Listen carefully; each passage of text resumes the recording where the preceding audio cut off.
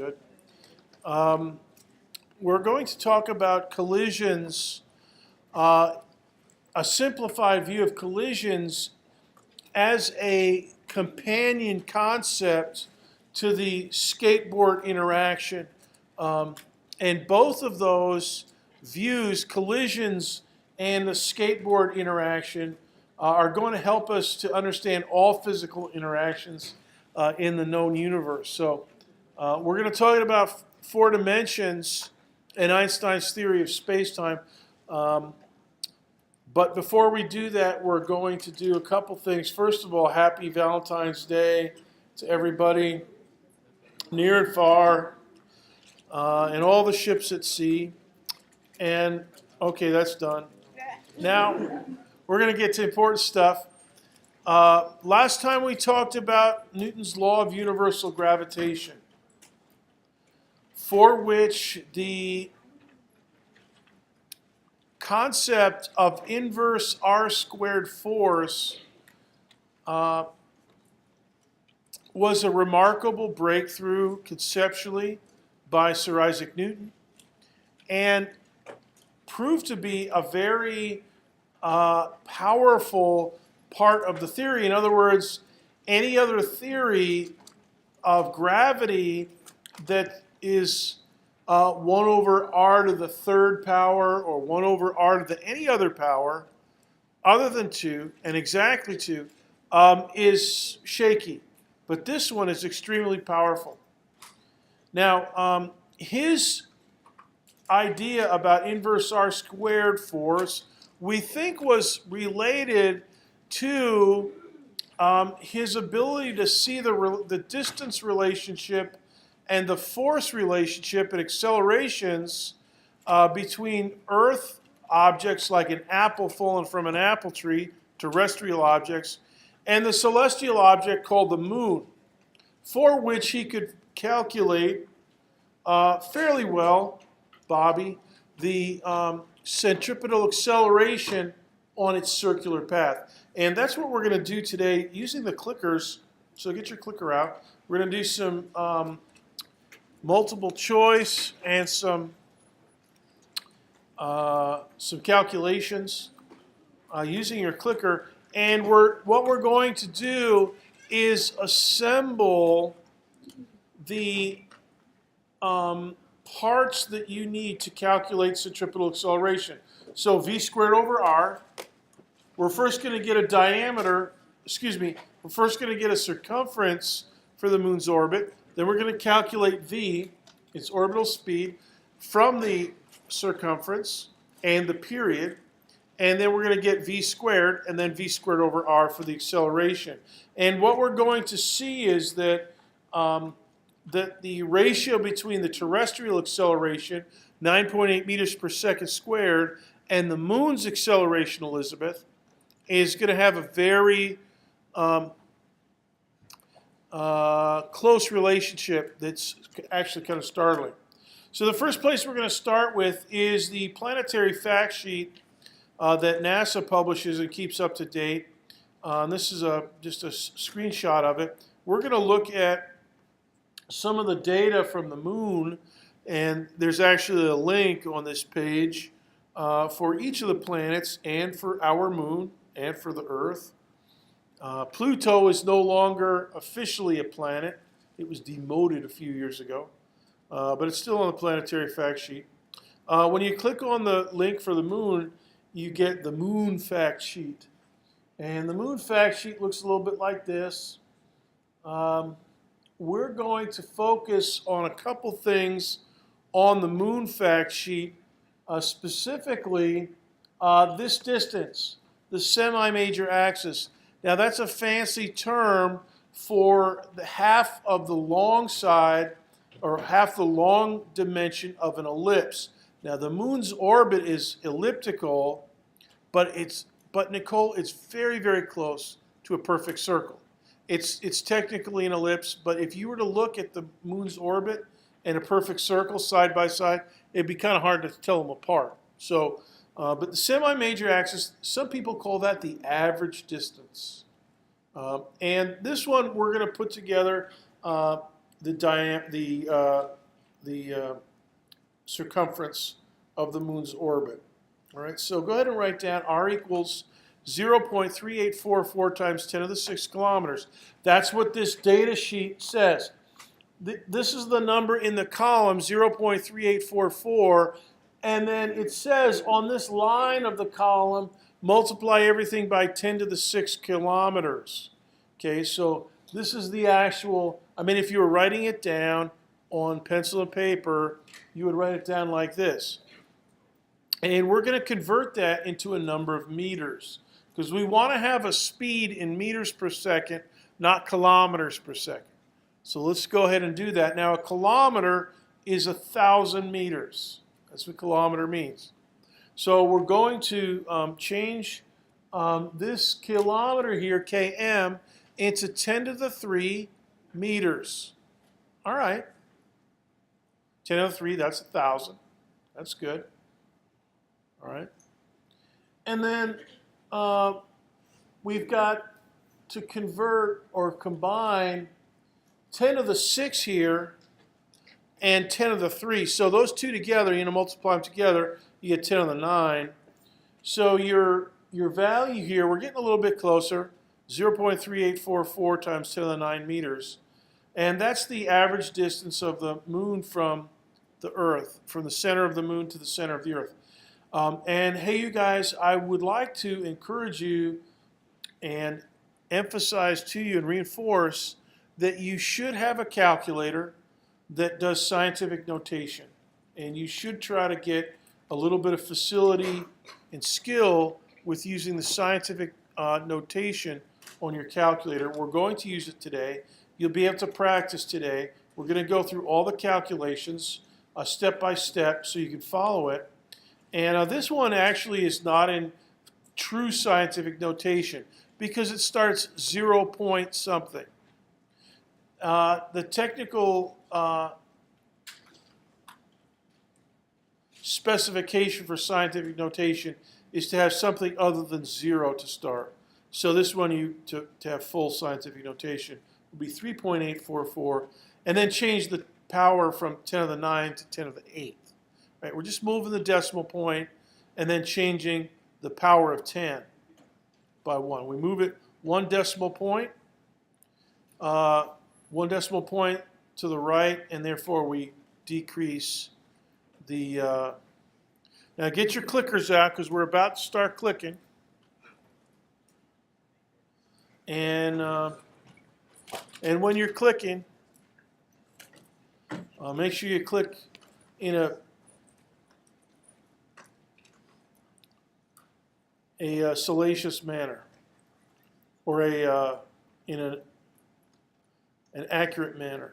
Now, I want to point out that we can use this radius to calculate the circumference of the moon's orbit, and that's the first calculation that you're going to do today on clicker questions. So the other thing that we're going to do is, oh gosh, hold on a second. Oh my goodness. Let me pause the podcast. I can't even get where's my cursor? Come on, baby. There we go. Okay, the other thing that we're going to use is the revolution period. That means how long does it take for the moon to go around the Earth one time? And that's 27.3217 days. Now, what we're going to do together is figure out how many seconds that is. All right, so we want to get a number of seconds from this. And that'll give us a speed, v, in meters per second. So we don't want kilometers per day. Yes, we could do that. But what we want to eventually have is meter per second squared for our centripetal acceleration of the moon. And so we got to convert to meters from kilometers, and we got to convert to seconds from days in the table here. So let's do that right now. Okay, the time is, the period, capital T, is 27.3217 days. Now, I think Sir Isaac Newton probably knew the period of the moon to this much accuracy. That's 6 significant figures. They were pretty good about measuring time in his day, even then. All right, but we wanted to get to seconds, so the way to convert it to seconds is, all right, first convert it to hours. So however many days you have, multiply by 24, that's how many hours you got, all right? But wait a minute, there's 60 minutes per hour, so if you want to get to seconds, you got to convert that number to multiply it by 60 to get how many minutes, all right? But every minute is 60 seconds, so you have to, Elizabeth, you have to, no, the other Elizabeth. You have to multiply by another 60, and this will give you the number of seconds. Okay, so multiply the number of days times 24 times 60 times 60 again, and that'll give you the number of seconds. Go ahead and do that on your calculators. And see if you agree, if you get it's a big number. 7 figures.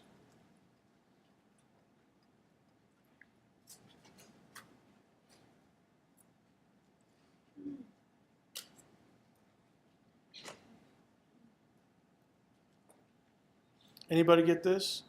2,360,594.88. Yeah, there's your period.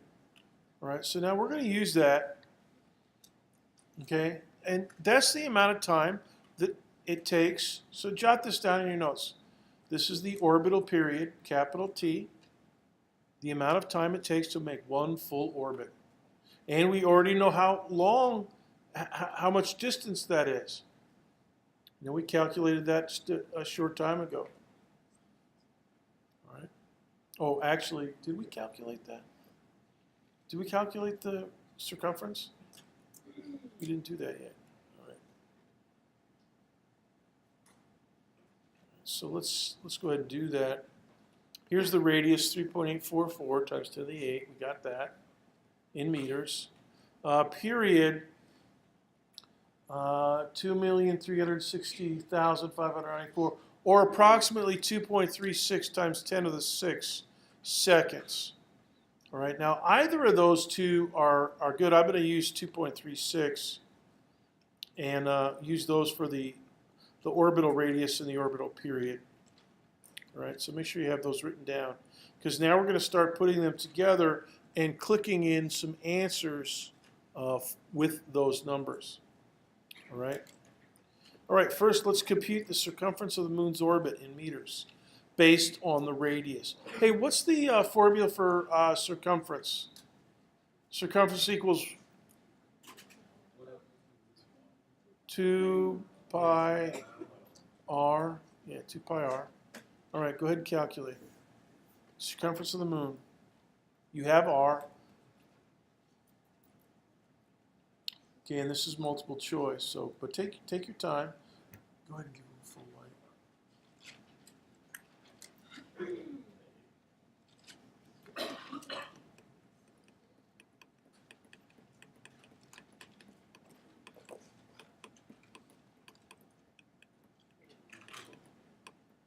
Yeah. If you don't have a pi button, use 6.283 for 2 pi. That's what I use, 6.283. Which is going to, I think it's going to be pretty good.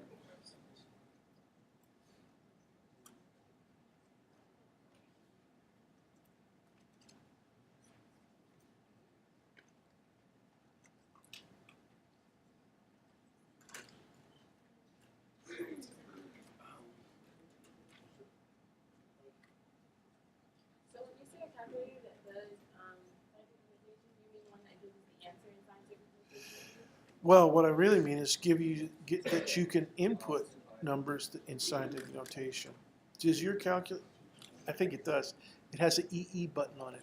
Oh, that's how you, yeah. Just experiment. How do you write 2,000 in scientific notation? 2 times 10 to the, right? So it would be 2EE3. Okay? And then you could say, all right, what's 2,000 divided by 5? So input 2EE3 divided by 5, and you should get 400.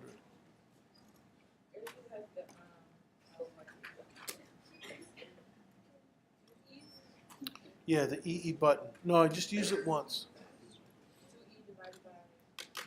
2E3 equals divided by 5. Right. Okay, so that's how you do it.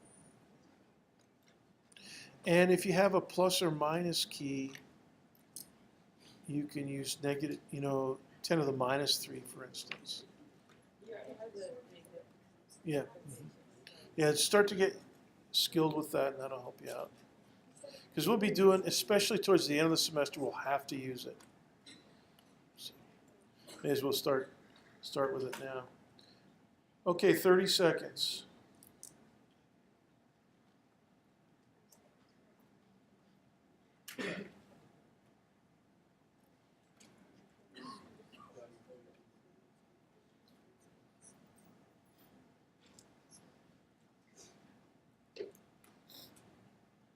Fifteen seconds. 10, 9, 8, 7, 6, 5, 4, 3, 2, 1, 0. Okay, you guys did pretty good. Correct answer, 2.42 times 10 to the 9. Yeah, so for those of you that didn't, and go ahead, presentation mode, please, thank you. Okay, here's your calculation. 2 pi times the radius. And as a student asked, what if you don't have a pi button? Well, 3.14 is a good 3 digits of pi. 6.283 is what I'm using here for 2 pi. And then 3.84. And notice that these two numbers here, 6.283 and 3.844, those are going to multiply out to a number greater than 10. It's about 20 or something like that. Okay. Matter of fact, it's 24.15. So this is good. And if you have a calculator with scientific notation in it, you can use this to 24.15 and then the EE button and then 8 and then do the rest of your calculation from that. But if you want to go to strict scientific notation, you change it into 2.42. Now that's what we're going to use, 2.42 times 10 to the 9 meters. That's a billion meters for the 2.42 billion meters for the circumference of Moon's orbit. That's a lot of meters.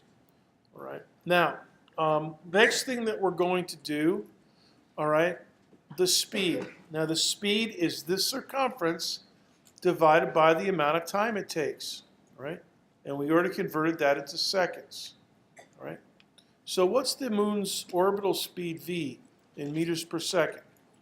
Let's work that one out. Go to full lighting, please.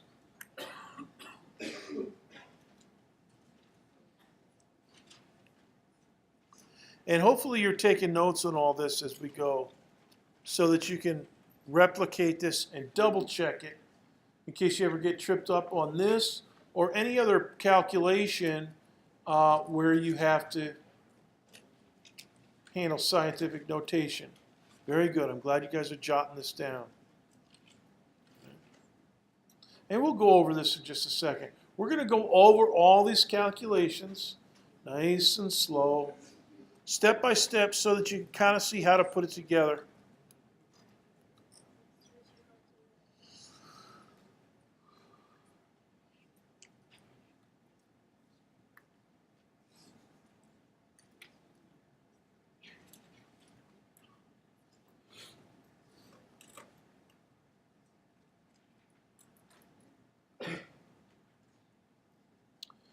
to learn more names. I don't have enough names. I keep calling out names, but I need to have more.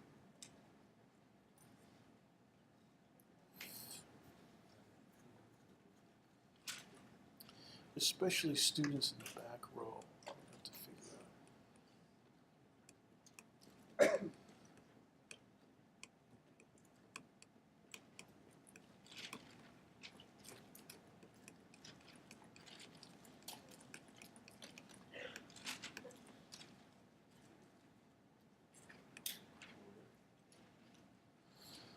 All right, 30 seconds.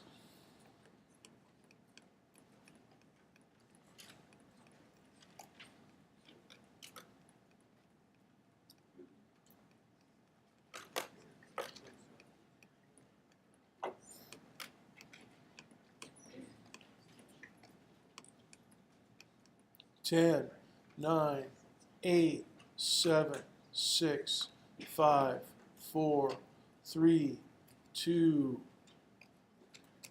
1, 0. Okay, a couple of you missed it. Go ahead and show this.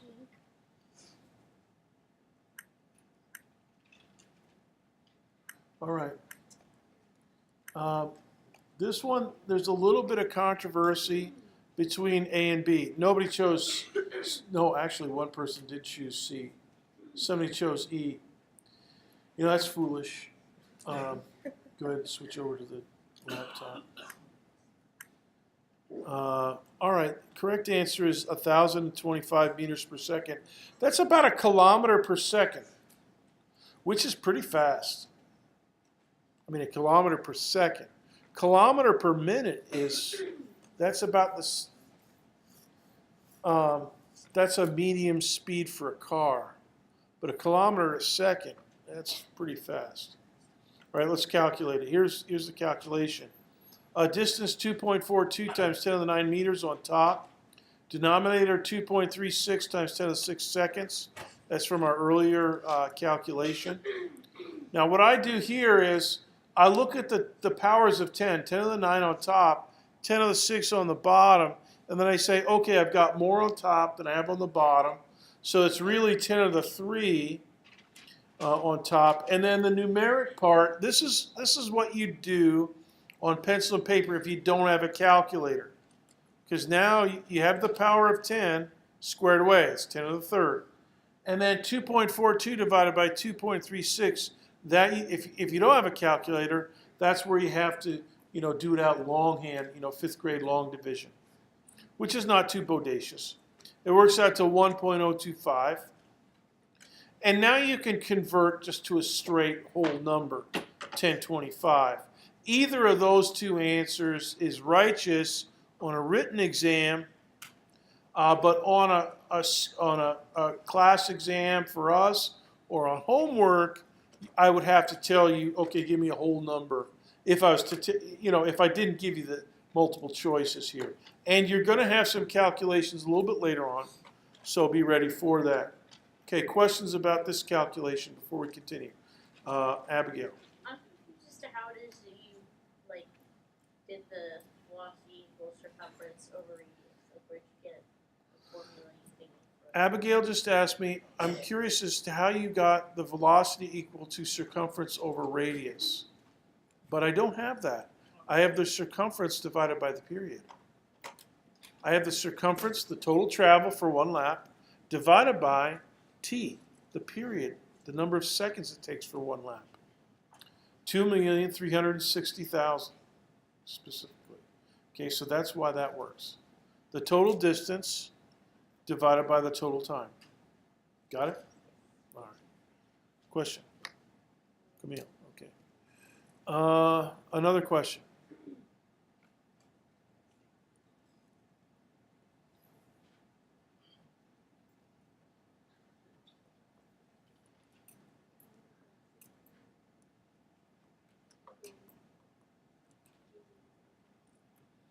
Okay, let's keep going. V squared, what's that equal to? Can you start this question? Okay, this one's multiple choice too. And hopefully you can narrow in on the correct answer.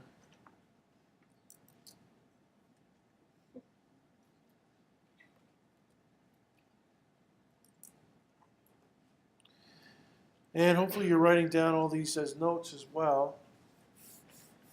And we'll go through this calculation. Just a moment. Let me give you a minute to work on it.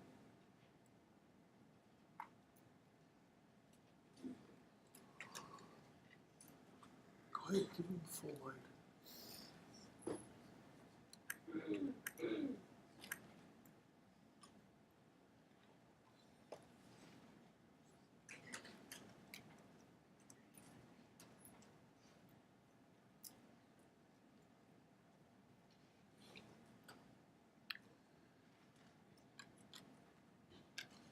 "30 seconds.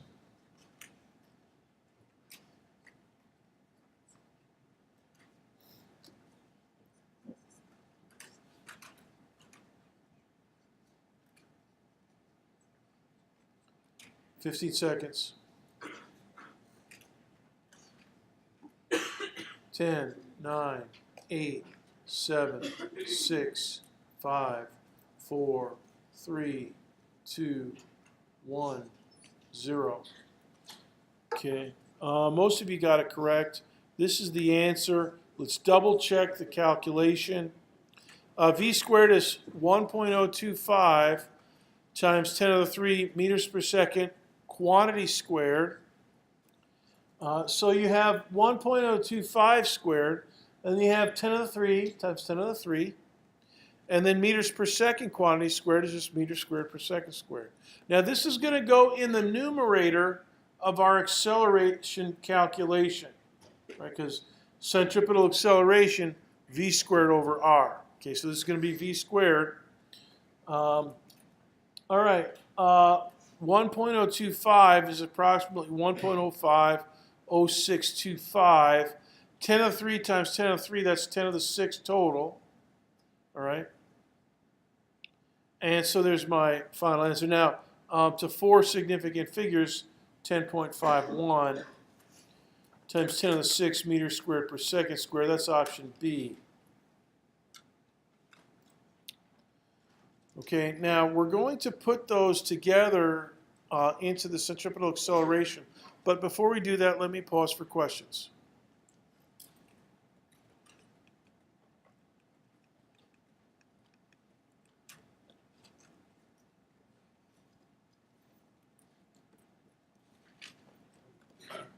Yes.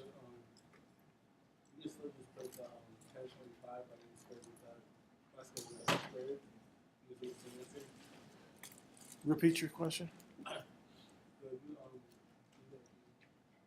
If you use 1025, 1025, yeah, then you're going to get a number probably on your calculator, 1,050,625. And then yeah. But, you know, it depends on what, you know, you could write that whole number down and then calculate with it on your calculator or put it in memory or something like that. So, yeah, you can do it with 1,025 instead of the scientific notation. This is for people that, you know, have to do it on pencil and paper. Okay. All right, let's put the centripetal acceleration together. Here it is. The numerator is v squared 1.051 times 10 to the 6 scientific notation. The numerator, this is R, 3.844 that we got from the planetary data sheet. 3.844 times 10 to the 8 meters. And notice that I have 10 to the 6 and 10 to the 8, 10 to the 6 on top, 10 to the 8 below. And so that means I have in the numerator a 10 to the minus 2. That's what I've got here on the third line. And then over here, 0.260, that's 1.051 divided by 3.844. All right? And on this one, you could go to full scientific notation, 2.60 times 10 to the minus 3, Or it's all right if you go 0.0026 meter per second squared. That's okay too. If I were to ask you a question, I might, a calculation of this, I may say, all right, give me the acceleration to the nearest 10,000th of a meter per second. That's 4 decimal points. All right, and then you could type in this number. All right, now what we're going to do is compare that with the acceleration on the terrestrial level. In other words, the acceleration g at the surface of Earth, and that's 9.8. We're going to take a ratio. So here we go. The ratio of g divided by a subscript c, 9.8 divided by 0.0026. All right, go ahead and write that down. Now, this is something that Sir Isaac Newton could have calculated. Definitely. But he wasn't working in the metric system. He was working in feet and seconds probably, or miles and seconds. But he could make this calculation. And the interesting thing about this is, because this is acceleration over acceleration, the ratio is going to be the same whether you use feet per second squared or meters per second squared. It doesn't matter, because it's a dimensionless ratio. Go ahead and make a note of that. This is a dimensionless ratio. It's an acceleration divided by acceleration. So if you calculate meters per second squared for g and for a subscript c, they cancel out. If you calculate, Camille, feet per second squared for g, feet per second squared, as Isaac Newton might have done for a subscript c, fine, they cancel out top and bottom. And you're left with a pure number. And for our numbers, 9.8 and 0.0026, verify with me about 3770, 3,770. Anybody verify that? Okay. Right. Now that is close to 3,600. If you use a little bit better rounding off and a few more digits, it's very, very close to 3,600. So with a little bit more careful rounding. And my wonderful students, make a note here that this is very, very close to 3,600. And that is the square of 60. And 60 is the distance ratio between Earth to the center of Earth to the surface of the Earth. So center of the Earth to an apple in the apple tree. And then center of Earth to the moon is 60 times more than that. Right? So the distance ratio, terrestrial distance to lunar distance, is 1 to 60. Okay? And this is roughly the square of that. And so for this reason, many people think that Sir Isaac Newton saw that, the square of the distance ratio, and by that justified his theory that the gravitational interaction would have a 1 over r squared in it. In other words, inverse r squared. Okay. Yeah, the distance from the center. Sir Isaac Newton said gravity is going to be from the center of the Earth to the center of whatever object that it's gravitating with, whether it's the moon or the core of the apple, or for humans, the center of mass is right about belly button level. That's why your belly button is there, center of mass. Okay, and so from your center of mass to the center of the Earth. You're set up for the apple center of mass to the center of the Earth. From the moon center of mass, in other words, the center of the moon, to the center of the Earth. That's the distance that counts. Okay? And Sir Isaac Newton said, all right, pretty much anything on the surface of the Earth, apple core, belly button level, or even on top of a mountain, still going to be a certain distance, and then 60 times that distance will get you to the moon. Right? From the center of the Earth to the center of an apple on an apple tree, 60 times that will get you to the center of the moon. And so he said, all right, 60 times the distance, and 3,600 times less acceleration. You know, the moon's just poking along at 0.0026 acceleration, and at the surface of the Earth, the apple core is getting a 9.8 meters per second squared. It's quite a bit more.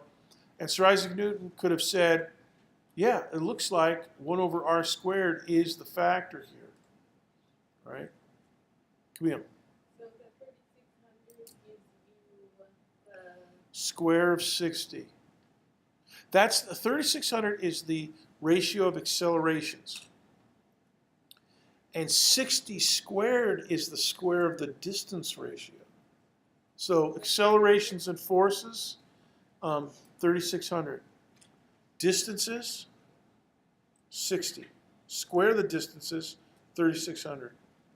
Okay, so square of distances and forces and accelerations look about the same. So in other words, if you have something that's 20 times the distance out to, like a spacecraft, okay, 20 to the second power is 400.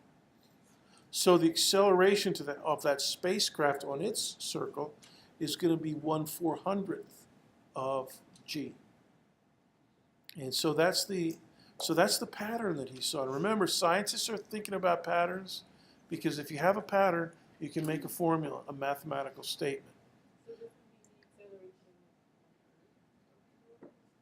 so this would be the acceleration. This is the acceleration of the apple, g, and the acceleration of the moon, a subscript c. Right? This is the ratio of those two. We're comparing them.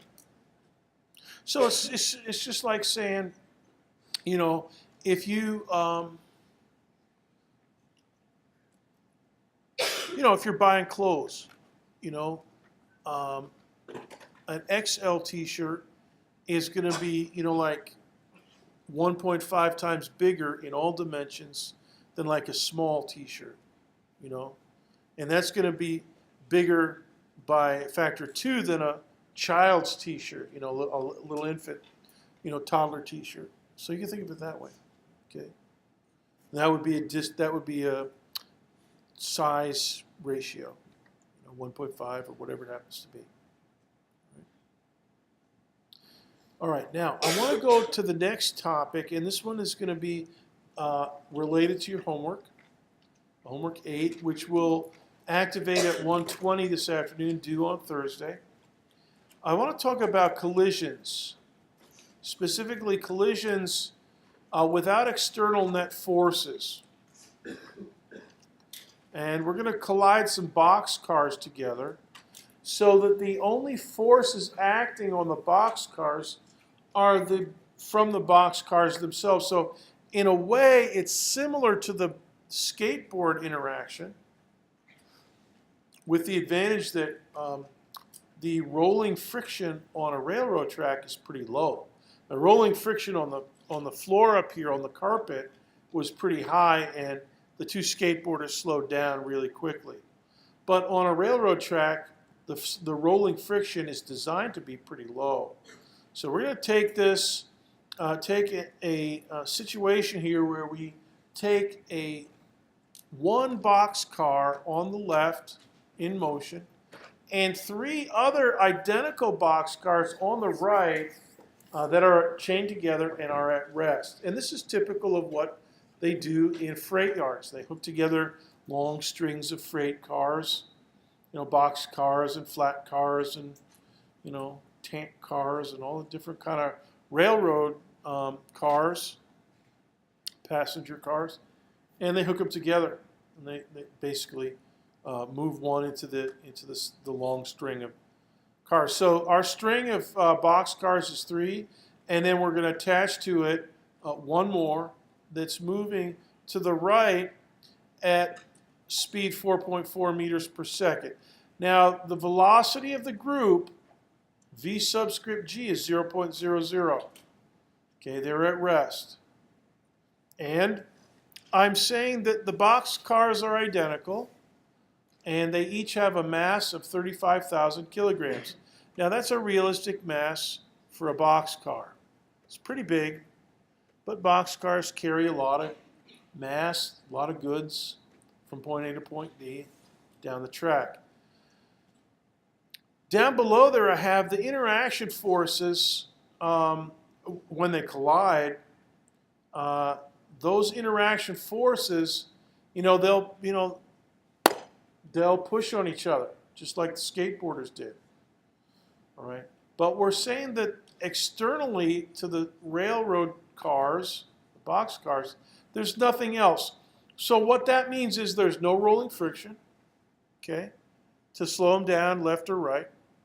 And we're also saying that their weight force downward toward the center of the Earth is perfectly balanced by the rigidity force upward by the rails. Right? And those rails, you can't make railroad rails out of Jello. They're not rigid enough. You got to use the best steel you can find, and that's what they make rails from. And they make them smooth, and so that they have. And then the wheels on a boxcar got to be pretty good too. They got to be really good shape, very circular, no deviations from circularness, and they got to be really smooth and hard, so there's no friction. Right? So that's what we're thinking about here. So make a note to yourself. The only change in the dynamical state is going to come from boxcar number 1. That will change the dynamical state of the group of 3. And then the group of 3, that'll be like the big skateboarder, and it'll give a reaction force to the left on boxcar number 1 and change boxcar number 1's dynamical state. All right, so now I have a little animation here. Here we go. Here's my boxcar. I backed it up a little bit, and I'm going to move it forward. Yay. All right, and go ahead and write in a little arrow to represent the velocity vector. So that's V1, 4.4 meters per second. That's, I don't know, it's like about 9 miles per hour or something. Actually, that's pretty fast for freight cars, but it's a nice round number. Let's use it.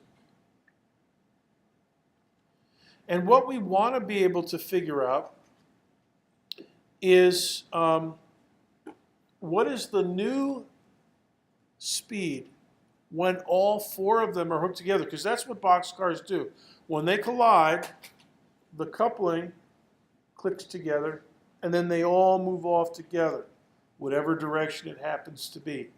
Now, these are going to all move off to the right, and we're going to see why that is the case. So now it says there are interaction forces, but no external net forces.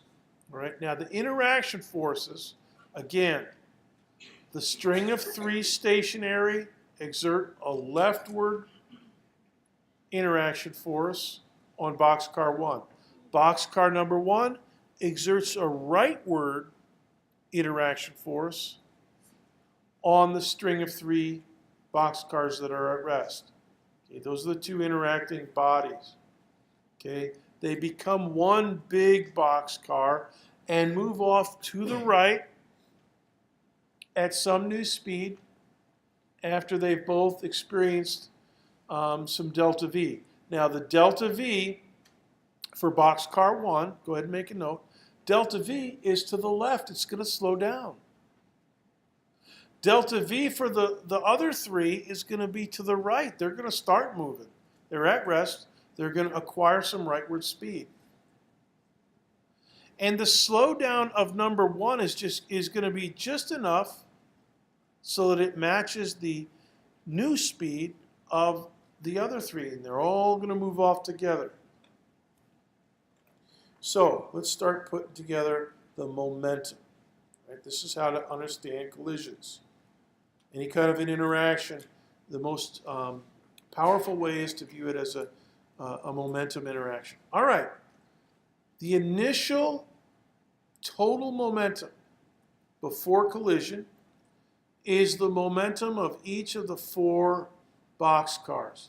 Now, here is the momentum of boxcar number 1, 35,000 kilograms for the mass, and 4.4 meters per second for the speed. So P is equal to mv for every boxcar. Now, I've got 3 zeros over here. Why is it that I can write those down as zeros? They're at rest. That's right. Now, normally I wouldn't even write them down, but for bookkeeping purposes, I'll write them down just to remind, yeah, there's 3 momentum. They just happen to be 0. They won't enter the calculation, but you can write them down that way if you like. All right? So the total momentum beforehand is 154,000 kilogram meters per second. Now there's no external net forces. There's interaction force between boxcar 1 and the string of 3 boxcars. Now, just like the skateboarders, when the skateboarders pushed off, they exerted equal but opposite forces. Their exchange momentum. They exchanged momentum, right? So the momentum afterwards has to be the same. All right? And I'm going to ask you a clicker question now. Have your clicker up. Why is the momentum afterwards, P subscript F, when they're all going off to the right as a group of 4, just a big block of steel on wheels, why is that? Here's question number, I don't know, what is it, number 4? Okay. Why must, this is question 4. Why must the initial momentum state of the boxcars, P subscript I, equal the final momentum state of the boxcars, P subscript F? Now read carefully and make a decision.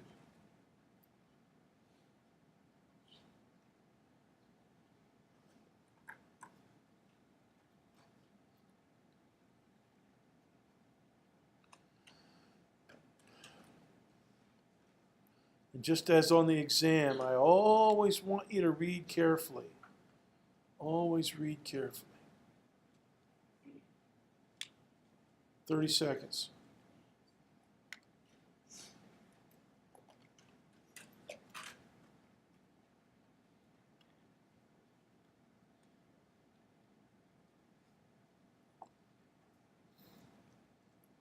Fifteen seconds. 10, 9, 8, 7, 6, 5, 4, 3, 2, 1, 0. Okay, good. And go ahead, let's take a look at this one. Okay, we have a little bit of a scatter here. Let's take a look at some of these concepts. Go ahead and go back to the laptop. All right, the correct answer is here. The most popular false answer was E.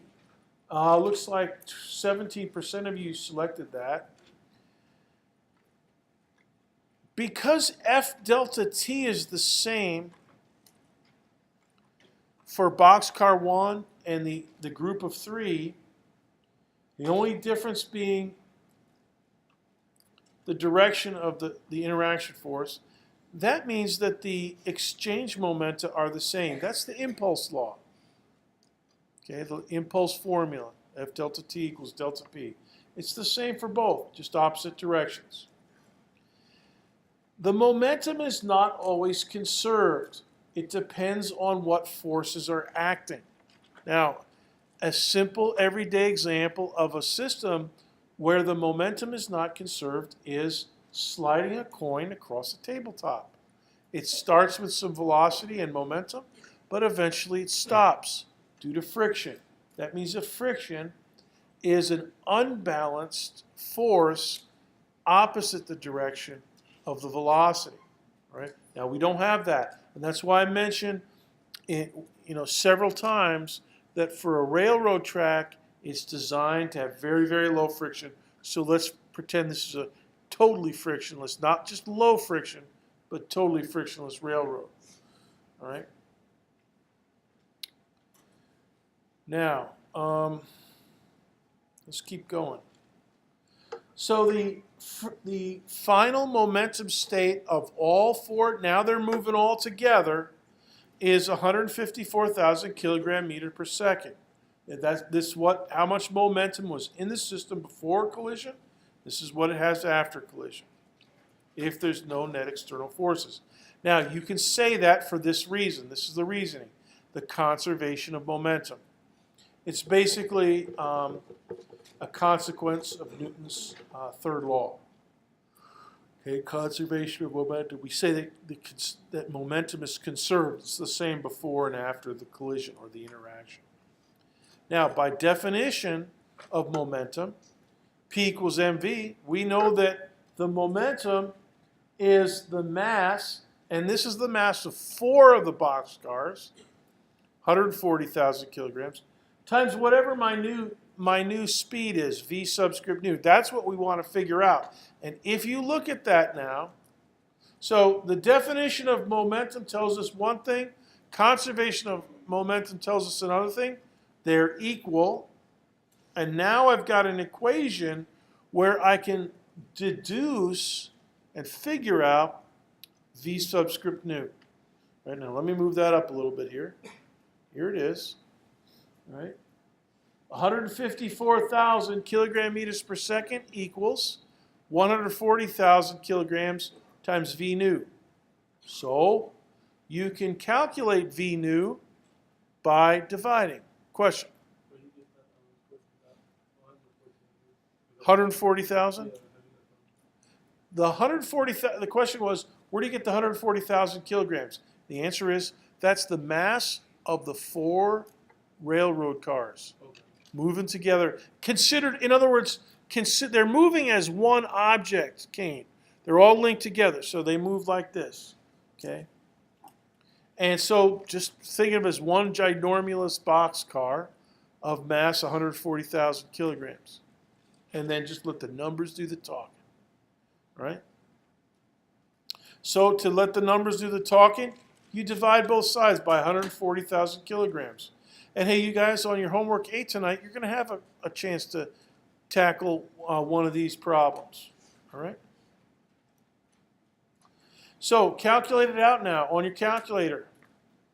154,000 kilogram meter per second divided by 140,000 kilograms. And notice kilograms cancel top and bottom.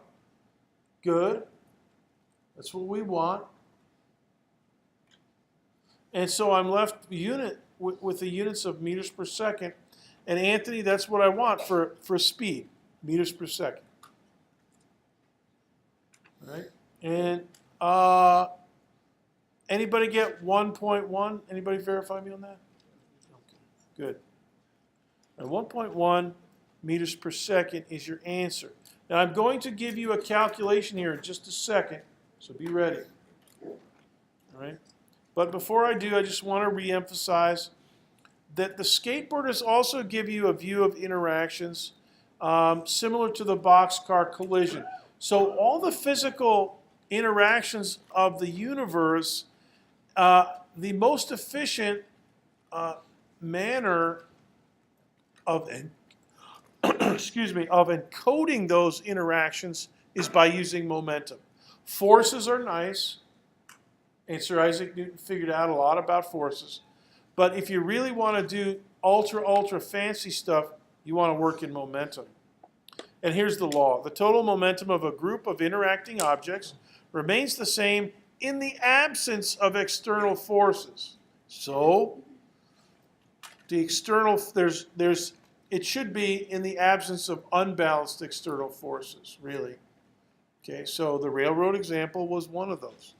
No rolling friction, gravity externally balanced by upward rigidity of the rails. Everything else is an interaction force, and then this law applies. Okay?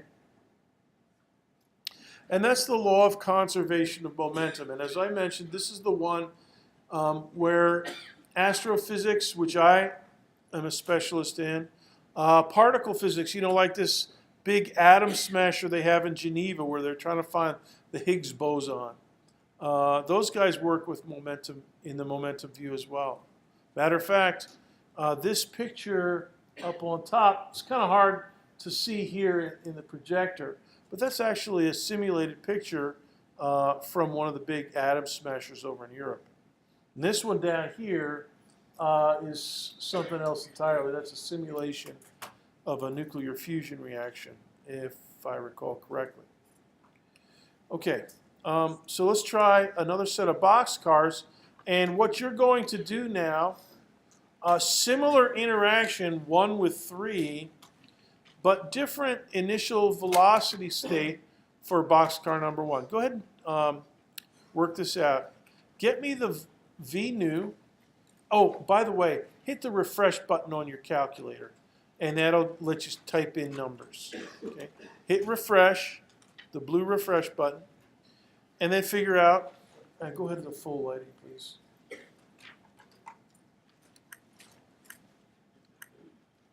Okay, and just same 4 boxcars. This time it's moving even faster, 6.4 meters per second. The velocity of the group of 3 is 0. They're stationary. Give me your answer to the nearest something point something of speed. Nearest 0.1 meters per second of speed. And then hit the send key. And that'll be good.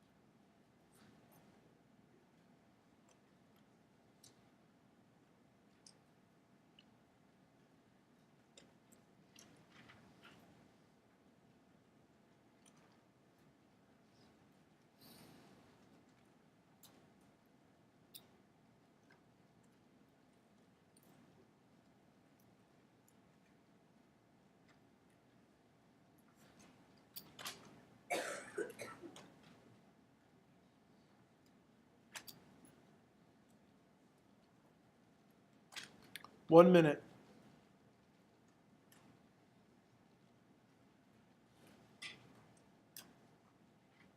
And don't forget to hit the send key after you type in your answer.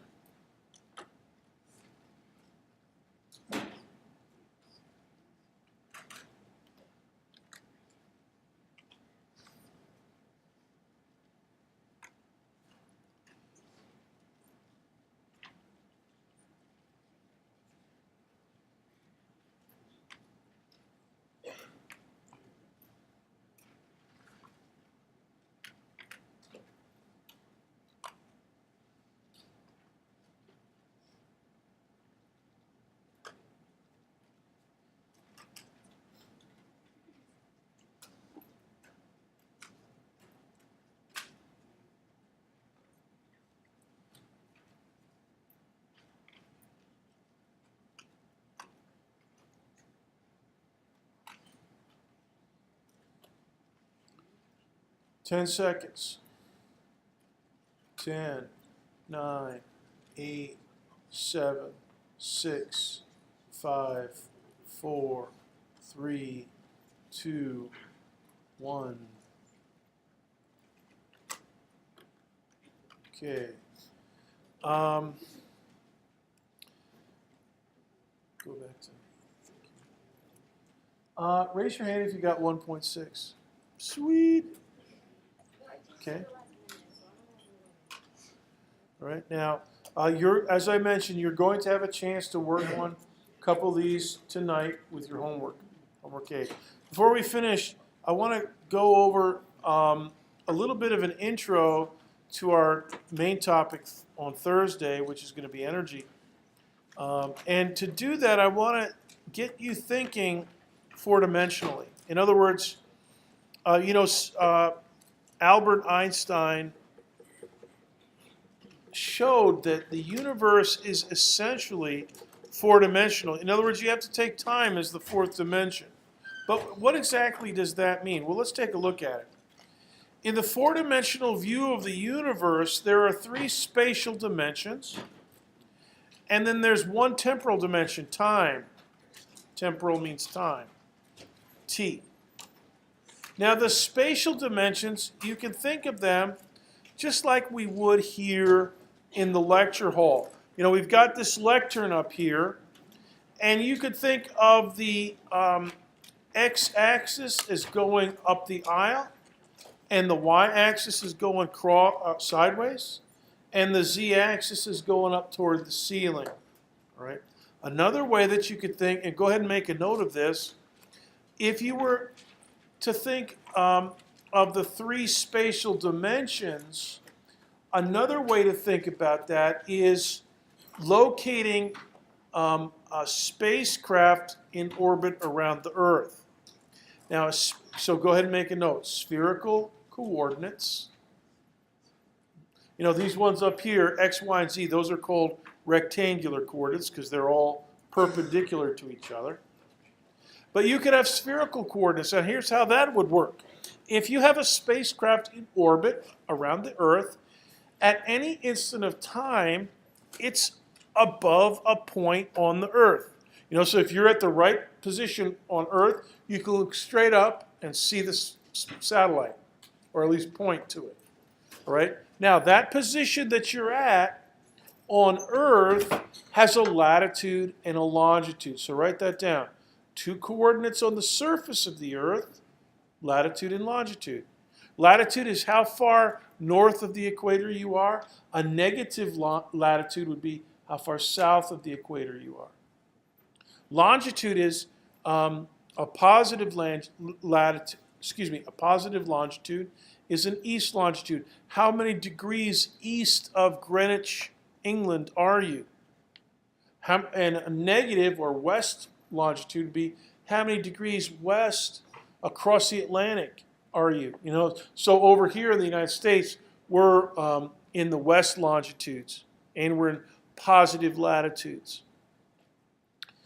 The third coordinate for a satellite in space, okay, so latitude and longitude, and then the third coordinate would be r, the distance from the center of the Earth. Okay, because if it's up there in space, it's got, you know, it's got an altitude above the surface, and then the surface is a certain distance from the center. So everything up in space has got a latitude, a longitude, and a radial coordinate r. So those are three coordinates that you could use, and they're spherical coordinates. Okay, so the three spatial dimensions, whether they're rectangular like this or spherical, those are what fill a part of space-time. The other is the temporal dimension t. Now, the dynamical quantities that encode interactions and all of the potential for interaction that we have are the following. Okay, momentum, specifically a mass times a spatial velocity, right? For which the formula is P equals mv. And the spatial velocity has three directions. You can have an x component of the velocity, delta x over delta t. You can have a y component of the velocity, delta y over delta t. You could have a z component of the velocity, delta z over delta t. And those are the three spatial dimensions. And then the fourth dimension, dynamically speaking, is energy. The most famous equation of Einstein's is E equals mc squared. That's an energy equation. That's called the rest energy. Okay, and we use it all the time when we're studying black holes and the early universe and stuff like that, quantum field theory. There's many other forms of energy. For instance, kinetic energy. And we're going to talk about kinetic energy on Thursday. So, in terms of the spatial dimensions, here's how you would express the spatial momentum. Px equals m times Vx. Py equals m times Vy. Pz equals m times Vz.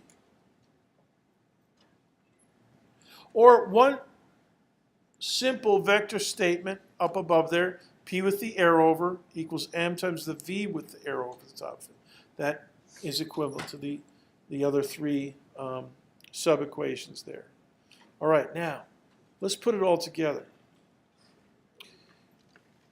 Geometrically speaking, Einstein showed that every event in all of history has to be described by a time and a spatial position.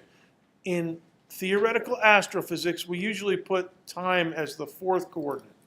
Other physicists use time as in astrophysics, we use time as the first coordinate at the top. Some scientists use time as the last one at the bottom. Doesn't matter. You can just do, as long as you stay consistent with your calculations. The vector quantity in 4 dimensions that encodes interaction is called the energy momentum vector. And the top or first component is actually the energy. There's all kinds of energy. For instance, electrical energy. Your body, all the chemical reactions in your body, the batteries in your cell phone, all those chemical reactions, the electricity in your cell phone, all the signals that enter your cell phone, your computer, those are all electrical. Okay, there's electrical energy. All chemical energy, all food is based on electrical energy. The molecules bonded together by electromagnetic interactions. Gravitational energy, nuclear energy, the energy of the nucleus. And then the last three components of this 4-dimensional vector are the spatial momenta, px, py, and pz. All right. Now, on Thursday, we're going to talk about energy. But tonight, I want you to tackle homework 8. It'll activate in about 5 minutes. And you're dismissed. I'll see you on Thursday.